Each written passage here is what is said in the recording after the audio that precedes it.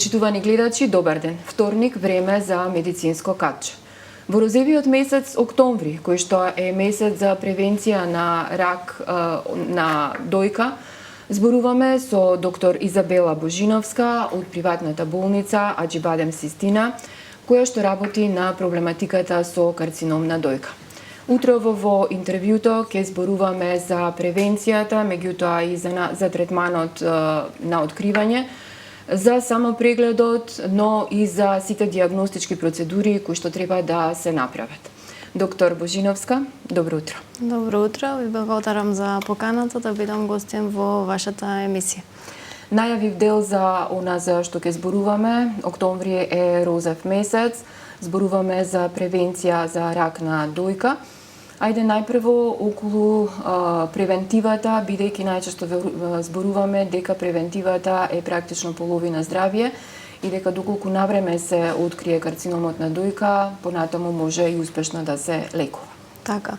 Значи, сите овие активности во месец октомври, сите овие емисии и настани на кои што се обидуваме да зборуваме се повеќе околу раната детекција и превенција на карциномот на дојка, можам да кажам дека имаат бенефит. Во последните години одреден дел од пациентите се свесни и се грижат за сопственото здравје, значи закажуваат превентивни прегледи на време, не ги прескокнуваат, си прават само преглед и се грижат за себе си. Но сепак треба се уште да се зборува, уште да се делува, бидејќи одреден дел од пациентите, да кажеме, не се јавиле на мамографија, не направиле превентивен преглед, доаѓаат на преглед во напреднати стадиуми, што тоа не треба да биде така.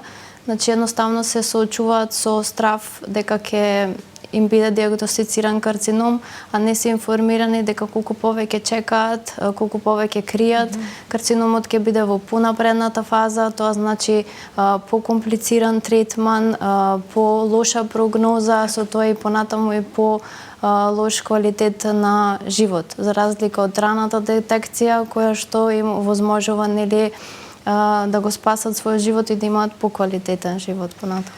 Кога зборуваме за превенција, зборуваме за две диагностички процедури, тоа е ехо на дојка и мамографија.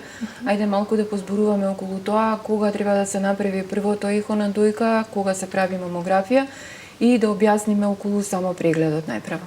Така, значи секоја жена препораките се да започне со превентивните прегледи околу 30-та година со ултразвукот.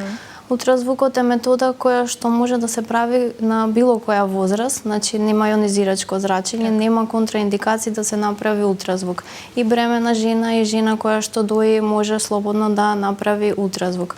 Препораките се да се прави еднаш годишно ултразвук, а некаде околу 36-та до 40-та година треба да се направи првата базична мамографија и после тоа истата се повторува на 2 години. Значи зборуваме за асимптоматски пациенти, пациенти кои што треба редовно да прават прегледи и тоа е и целта, нели, да се открие карциномот кај пациентот кога нема симптом, значи рана детекција на преканцерски состојби, на карцином ин ситу, кога пациентот не чувствува грудка, не чувствува некоја промена, доаѓа на преглед, а ние откриваме дека нешто има во градите.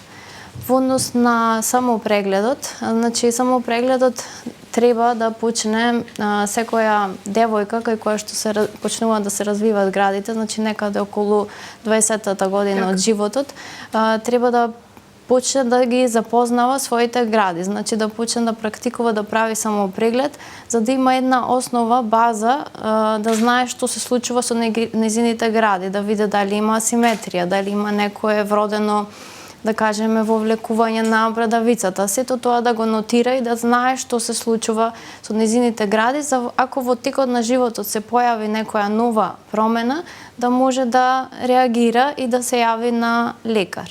Сега кога се прави самопрегледот, најдобро е некаде 2 до 3 дена по завршување на менструалниот циклус, бидејќи пред тоа нели градите се поболни, поотечени, може и некои лажни грудки да ги напипаме. Затоа е најдобро по завршување на менструалниот циклус да се направи инспекција пред огледало и потоа палпација, значи да се испалпира регијата на дојките, но и регијата на пазувите, да не и таму се крие некоја грудка. Оно што го имам како податок од вашата болница дека малте не секој ден се открива по еден карцином на дојка статистички. Имамте ли некоја ризична група, бидејќи порано беше некаде на 40-та година, од 40 до 60, меѓутоа светската статистика вели дека се повеќе кај помлади пациенти се детектира карцином на дојка. Каква е состојбата кај нас? Така, значи секојдневно можеме да кажеме дека доаѓаат пациенти со некаков симптом. Не секој симптом значи и дека постои карцином, меѓутоа, за жал, скоро секој ден имаме по некоја таква диагноза и тоа значи дека честотата е зголемена. Тоа е така на светско, на глобално ниво и ние ги пратиме тие светски трендови. За жал, и возрастната граница е намалена. Ако порано беше типичен карциномот на дојка над 55-та година, сега се почесто го среќаваме кај млади пациентки. Значи, млади пациентки од 30 до 40 години се борат со овој малигнитет, а за жал имаме и неколку млади пациентки од 19-20 годишна возраст кај кој што е диагностицирано овој малигнум. Да, тоа ми беше и следното прашање, значи 19 години е најмладата пациентка која што е која што е детектиран карцином во вашата болница. Кажете ми околу лекувањето, нели, откако ќе се детектира карцином за жал кај некој од вашите пациентки, која е постапката понатаму? Значи, лекувањето е индивидуализирано. Лекувањето не е исто кај секоја пациентка. Што ни е важно? Важно ни е типот на карцином, важен ни е стадиумот, големината на карциномот, значи дали се работи за локализирана болест, дали се зафатени лимфните жлезди, дали има метастази на други органи. Значи се прави една стратегија мултидисциплинарно, значи вклучен е патологот, вклучен е радиологот, хирургот, онкологот и се прави одредена стратегија како понатаму ќе се третира тој карцином. Како што кажав, во раната фаза, доколку е откриен, третманот е многу поелегантен, со многу помала, да кажеме, штедлива интервенција, би можел истиот да се истретира за разлика кај напреднати стадиуми кога е потребна мастектомија, лимфаденектомија да се направи. Исто така и онколошкиот третман е помалку агресивен кај пораните фази на карцином. Дали секоја детектирана дојка, и велиме дека треба само преглед, секоја детектирана грудка треба да значи дека станува збор за карцином, и дали после секоја напипана грудка треба да се направи консултација со радиолог? Така, секоја нова промена во градите која што ќе детектираат пациентите треба да се јават на лекар и да проверат што е.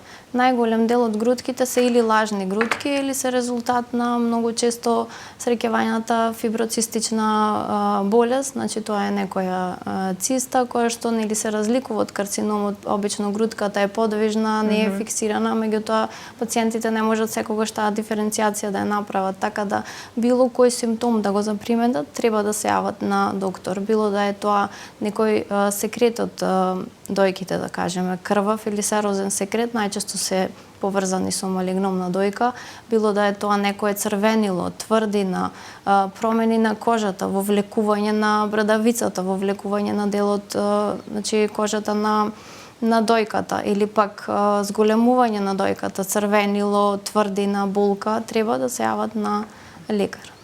Дали имате детектирано карцином на дојка кај бремени жени, кај жени кои што дојат? Бидејќи светски, има случаи каде што се појавува. Да, може, значи, карциномот на дојка да се јави во периодот на бременост и во периодот на лактација.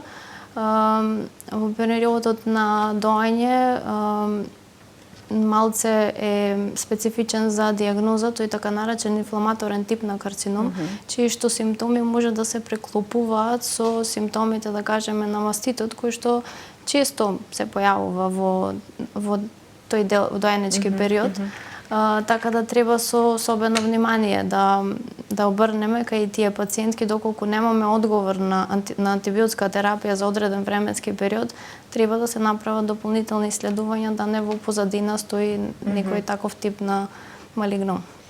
Кои се ризик фактори, освен генетските предиспозиции, постојат ли некои ризик фактори поради кои што се јавува карциномот на дојка?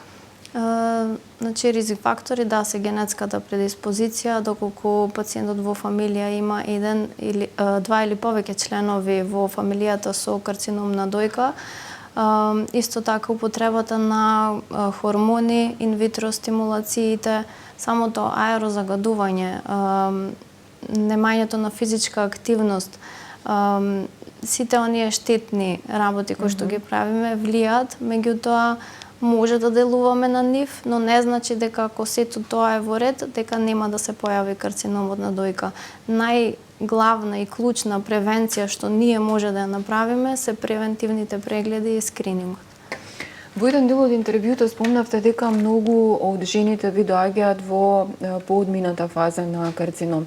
Дали станува збор за некоја стигма или е страв кој што се јавува кај жените со соочување со реалноста практично? Свесни се дека имаат карцином, меѓутоа не сакаат да се признаат. Да, за жал имаме многу напреднати случаеви на карцином на дојка заради тоа што пациентите едноставно се плашат да се соочат со дијагнозата. Во главно тоа се повозрасни пациенти, кријат дека имаат некаков проблем, па се доаѓало и до случаеви на дури екзулцерирана кожа и многу напреднати стадиуми, но треба да бидат информирани дека не треба да се плашат од оваа болест и да не чекаат да дојде до тој напреден стадиум, бидејќи третманот е многу поедноставен ако нели се открие понавремено.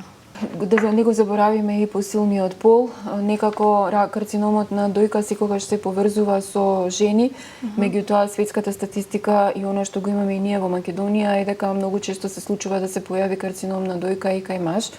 Дали има, зборувам и кај мажите треба да се прави само преглед, колку е чест овој карцином кај мажите, значи една слика да направиме кај спротивниот пол. Карциномот на дојка кај мажите е исклучително редок, околу 1%, меѓутоа сепак може да се појави. Секоја грудка, секој симптом кој што ќе го почувствува мажот, треба исто така да се појави на лекар и се прават истите дијагностички методи и процедури како што би се направиле кај жената, и ехо и мамографија. Најчесто тие грудки се, да кажем, или липоми, атероми, гинекомастија, односно развивање на жлезден паренхим во машката дојка, меѓутоа доколку има некаков проблем, треба да се јави на доктор. Доктор Божиновска, за крај на интервјуто една препорака до сите жени.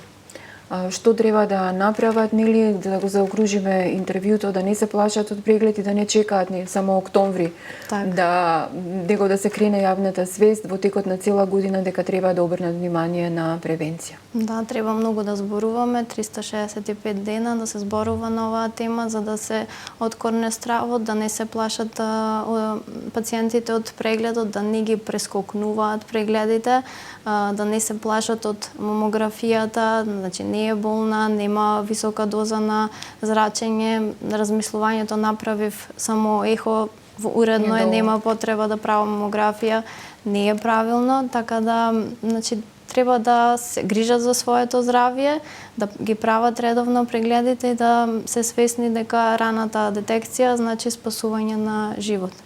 Ова беше доктор Изабела Божиновска, радиолог од приватната болница Аџибадем Систина. Се надевам дека гледачите добија корисни информации.